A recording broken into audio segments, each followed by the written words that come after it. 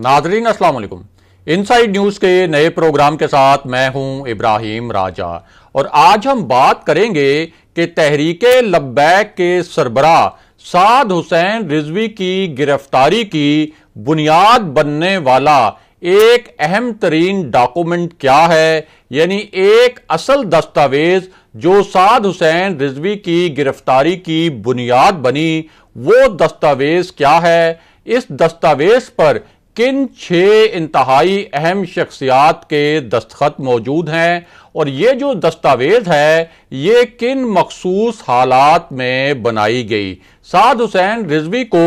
गिरफ्तारी से पहले किस नोयत के पैगामात पहुंचाए गए थे और उनसे ये कहा गया था कि वो इन पैगामात को माने, लेकिन साद हुसैन रिजवी ने उन पैगामात पर रजामंदी जाहिर करने से इनकार कर दिया था। और इसके साथ साथ आपको ये भी बताते हैं कि इस वक्त शहरे इक़्तिदार में कौन कौन से अहम तरीन मकाम ऐसे हैं जो मुकम्मल तौर पर ब्लॉक हैं और किन मकामात पर किस नोयत की झड़पें हो रही हैं। हमारे जिन दोस्तों ने अब तक हमारे चैनल को सब्सक्राइब नहीं किया उनसे हम कहेंगे कि हमारे चैनल को सब्सक्राइब कर लें ताकि उन्हें अहम मालूमात बर वक्त मिलती रहें। अब वापस आते हैं आज के मौजू पर, यानी एक ऐसा दस्तावेज है जिसके बारे में ये कहा जा रहा है कि असल में ये जो दस्तावेज है और ये जो डॉक्यूमेंट है वो साद रिजवी की गिरफ्तारी का बायस बना। और ये जो डॉक्यूमेंट है ये आपको दिखाते भी हैं और इसकी कुछ जो अहम तरीन तफसीलात हैं वो भी आपको बताते हैं। और इससे आपको ये भी पता चलेगा कि साद रिजवी की गिरफ्तारी के पीछे जो 3 अहम तरीन और बुनियादी मुहर्रिकात हैं वो मुहर्रिकात क्या हैं, क्योंकि ये जो डॉक्यूमेंट है इसके ऊपर कुछ इंतहाई अहम शख्सियात ने दस्तखत किए। और ये जो डॉक्यूमेंट है जब इस डॉक्यूमेंट पर दस्तखत हुए तो उसके बाद इसी डॉक्यूमेंट के कुछ नुकात पर एक ऐसी पेशरफ्त हुई कि साद हुसैन रिजवी को गिरफ्तार करना पड़ा। ये दस्तावेज किस नोयत की है और इस दस्तावेज पर किन अहम शख्सियात के दस्तखत थे उसकी पूरी तफसील भी आपको बताते हैं। और साथ ही आपको यह भी बताते हैं कि शहरे इक़्तिदार इस्लामाबाद में इस वक्त क्या हो रहा है और वो कौन कौन से मकामात हैं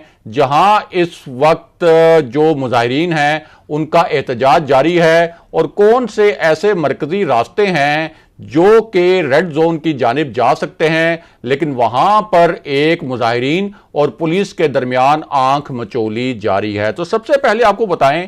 कि जो इस्लामाबाद का रेड जोन है इसमें जाहिर है कि पार्लियामेंट मौजूद है, सुप्रीम कोर्ट मौजूद है, वज़ीर आज़म ऑफिस है, वज़ीर आज़म हाउस है, ऐवान सदर है, इसके साथ साथ दफ्तर खारजा की बिल्डिंग है और पीटीवी और रेडियो पाकिस्तान जैसी हसास इमारतें भी रेड जोन में वाक़े हैं। लेकिन ये जो तमाम इमारतें हैं ये तमाम इमारतें तो हुकूमत पाकिस्तान की हैं और इसी रेड जोन में चूंकि गैर मुल्की सफारत खाने भी कायम हैं तो इस वजह से इस रेड जोन की जो हसासियत है वो बहुत ज़्यादा बढ़ जाती है। और ये जो रेड जोन है इस्लामाबाद आने वाले जो लोग हैं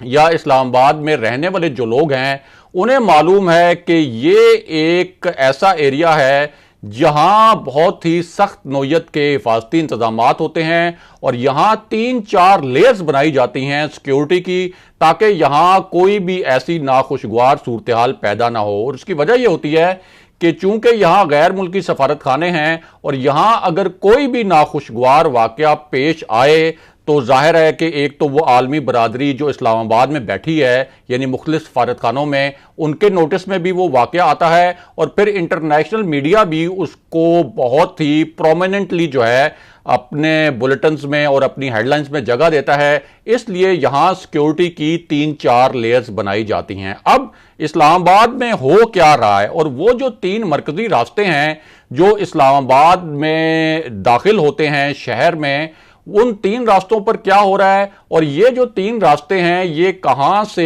रेड जोन तक पहुंच सकते हैं और यहां इस वक्त किस नोयत की सरगर्मियां हो रही हैं और पुलिस और मुजाहिरीन के दरमियान किस तरह की आंख मचोली हो रही है उससे भी आपको आगाह करते हैं। तो सबसे पहले आपको बताएं کہ اسلام آباد کا جو مرکزی داخلی راستہ ہے اس کو کہتے ہیں فیض آباد، کیونکہ یہ فیض آباد جو ہے اس سے ایک راستہ جو ہے وہ بالکل سٹریٹ 0 پوائنٹ کی جانب جاتا ہے، اور 0 پوائنٹ سے ہوتا ہوا یہ راستہ رائٹ سائڈ پہ آپارا، جہاں پاکستان کی ایک حساس ایجنسی کا ہیڈ کوارٹر ہے، اور وہاں سے ہوتا ہوا یہ راستہ جو ہے آپارا، اور آپارا سے پھر ریڈ زون کی جانب جاتا ہے، اور فیض آباد سے ہی اگر رائٹ ٹرن لے لیا جائے تو یہ جو راستہ ہے یہ پھر راول ڈیم روڈ سے ہوتے ہوئے سرینا ہوٹل تک پہنچتا ہے، اور اس ہوٹل سے پہلا رائٹ لیا جائے تو یہ راستہ سیدھا جو ہے وہ ریڈ زون پر جاتا ہے۔ اسی طرح ایک اور راستہ جو اسلام آباد کی جانب آتا ہے وہ ہے مری ایکسپریس وے کا راستہ، اور مری سے آنے والے لوگ یا مری کے اطراف جو علاقے ہیں وہاں سے آنے والے جو لوگ ہیں وہ مری ایکسپریس وے استعمال کرتے ہیں اسلام آباد میں آنے کے لیے، اور یہاں ایک مقام ایسا ہے جہاں بہت زیادہ جو ہے وہ احتجاجی سرگرمیاں ہوتی رہتی ہیں، اور مختلف نوعیت کے سیاسی احتجاج بھی ہوتے ہیں، اور مذہبی اور جو حساس نوعیت کے معاملات ہیں ان معاملات پر بھی یہاں احتجاج ہوتا ہے، اور یہ ایک طرح سے احتجاجی مرکز ہے۔ اور یہ جو علاقہ ہے یہ بارہ کوہ کہلاتا ہے، اور اس وقت یہ جو بارہ کوہ کا علاقہ ہے یہ مکمل طور پر بلاک ہے، یہاں بڑی تعداد میں مظاہرین موجود ہیں، ٹریفک مکمل طور پر جیم ہے۔ پولیس نے یہاں سے مظاہرین کو ہٹانے کی کوشش کی تھی، لیکن پولیس ان مظاہرین کو یہاں سے ہٹانے میں ناکام رہی، اور یہاں جو تحریک لبیک کے کارکن ہیں وہ چٹائیاں بچھا کر یہاں اس وقت ان چٹائیوں پر بیٹھے ہوئے ہیں، اور جو مری سے اسلام آباد آنے والا جو راستہ ہے بارہ کوہ کے مقام پر وہ پوری طرح بلاک ہے۔ اسی طرح ایک اور راستہ جو اسلام آباد کی جانب جاتا ہے وہ ہے آئی جی پی روڈ۔ آئی جی پی روڈ سے بھی اسلام آباد میں انٹر ہوا جا سکتا ہے، اور وہاں سے کچھ کارکنوں نے مرکزی جو شہر ہے اسلام آباد کا وسطی شہر سینٹرل سٹی وہاں داخل ہونے کی کوشش کی تھی، اور پولیس نے انہیں وہاں روکنے کی کوشش کی۔ اس دوران کچھ لاٹھی چارج بھی ہوا، اور پولیس کے لاٹھی چارج کے باوجود یہ جو کارکن ہیں وہاں سے منتشر نہیں ہوئے، اور دوبارہ سے ایک بلڈ اپ ہوا ہے آئی جے پی روڈ کے اطراف، اور پولیس کی کوشش ہے کہ کارکنوں کو جو تحریک لبیک ہیں ان کو اسلام آباد میں داخل ہونے سے روکا جائے۔ اب آپ کو بتاتے ہیں کہ راولپنڈی کی اہم ترین مری روڈ پر کیا ہوتا رہا۔ یہ جو مری روڈ ہے یہ سیاسی احتجاج کے حوالے سے اور حساس معاملوں پر ہونے والے احتجاج کے حوالے سے بہت اہم ہے، کیونکہ یہاں جب احتجاج ہوتا ہے اور یہ جو مری روڈ جب بلاک ہوتی ہے تو اس کا جو امپیکٹ ہے وہ اسلام آباد اور راولپنڈی کے جو تمام راستے ہیں وہاں سے آنے اور جانے والی ٹریفک پر بہت زیادہ ہوتا ہے، اور یہاں کارکنوں کی بڑی تعداد موجود رہی، خاص طور پر جو راولپنڈی کا تاریخی لیاقت باغ ہے جو دو وزرائے اعظم کی شہادت کے حوالے سے ایک تاریخی حیثیت رکھتا ہے، وہاں پولیس اور تحریک لبیک کے کارکنوں کے درمیان جھڑپیں ہوئیں، اور کچھ کارکنوں کو پولیس نے گرفتار بھی کیا، اور پولیس کی کوشش تھی کہ کسی طرح راولپنڈی سے یہ کارکن جو ہیں وہ اسلام آباد میں داخل نہ ہو سکیں۔ بہرحال اب واپس آتے ہیں اس دستاویز کی جانب جس کا ذکر ہم نے آپ سے ویڈیو کے آغاز میں کیا تھا، اور کہا یہ جا رہا ہے کہ اصل میں یہ جو دستاویز ہے یہ سعد حسین رضوی کی گرفتاری کی وجہ بنی۔ یہ دستاویز جو ہے اس پر 6 اہم شخصیات کے دستخط بھی تھے۔ پہلے تو آپ کو اس دستاویز کا ایک پس منظر بتاتے ہیں۔ یہ جو دستاویز ہے یہ اصل میں اس کا تعلق فیض آباد سے ہے، اور فیض آباد میں جو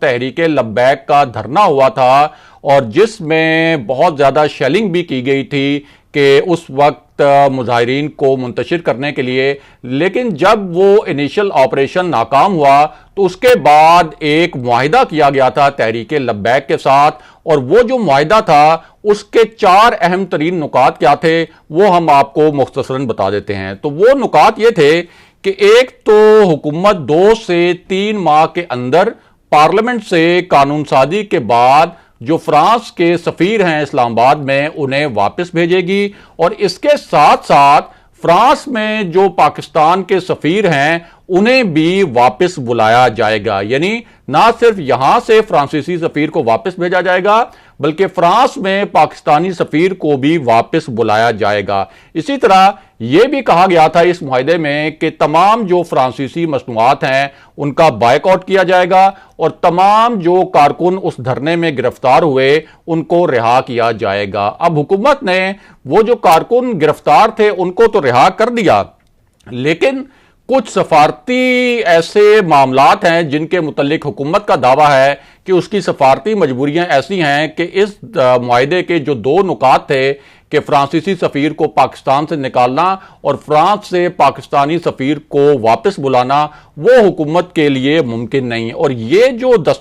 دستاویز ہے اس پر اعجاز شاہ جو اس وقت کے وزیر داخلہ تھے ان کے دستخط تھے، نور الحق قادری جو کہ وزارت مذہبی امور کا چارج تھا، ابھی بھی وہ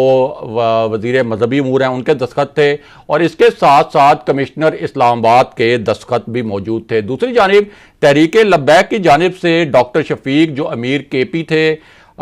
تحریک لبیک کے، ان کے دستخط تھے، سید عنایت الحق شاہ کے دستخط تھے، اور علامہ غلام عباس فیضی کے بھی اس دستاویز پر دستخط تھے۔ اب یہ جو معاہدہ تھا اس پر عمل درآمد کے حوالے سے مذاکرات وغیرہ تو چلتے رہے، لیکن حکومت نے جو فرانسیسی سفیر والا معاملہ ہے اس پر تحریک لبیک کی جو قیادت ہے ان سے کچھ وقت بھی مانگا تھا اور یہ کہا تھا کہ یہ معاملہ تھوڑا سا پیچیدہ ہے اور اس کے اوپر کچھ کام کرنے کی ضرورت ہے۔ لیکن دوسری جانب حکومت کو یہ اطلاعات ملی کہ سعد رضوی جو ہیں وہ 20 اپریل سے ایک تحریک پلان کر رہے ہیں، اور تحریک لبیک کے قائدین نے یہ فیصلہ کیا ہے کہ اس معاہدے کے جن دو نکات پر عمل نہیں ہوا ان پر عمل درآمد کے حوالے سے ایک احتجاجی تحریک چلائی جائے گی، اور دوبارہ اسی طرح کا ایک دھرنا دیا جا سکتا تھا فیض آباد میں جس طرح کا دھرنا پہلے دیا گیا تھا۔ اور یہ وہ پورا پس منظر تھا جس میں حکومت نے یہ فیصلہ کیا کہ سعد رضوی کو گرفتار کیا جائے۔ اگلے پروگرام تک کے لیے خدا حافظ۔